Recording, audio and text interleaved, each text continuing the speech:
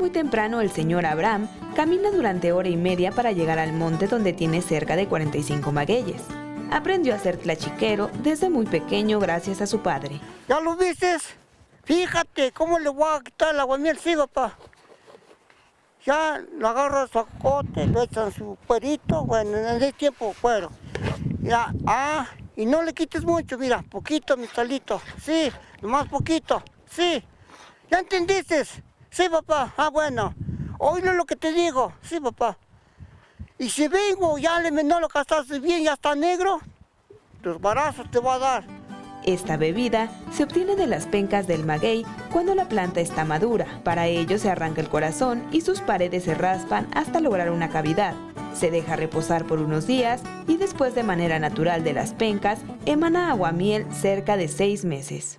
Se ponen delgaditos, vengo y lo limpio, le quito todo ya le quito el corazón. Es aquí le decimos, el corazón es le quitamos en medio. Ya lo dejo un año, ya cuando esté que amacice bien, y así ya lo vengo a raspar. Y es que el pulque no solo es una bebida prehispánica sabrosa, saludable y alimenticia, pues tiene propiedades curativas. Algunas mujeres lo toman para producir más y mejor leche. La señora lo que hace, se toma su pulquito. La señora pues sí queda media chapeadita, pero no se emborracha. Pero la criatura, cuando saca su pecho, la mujer, mire, sale hasta leche.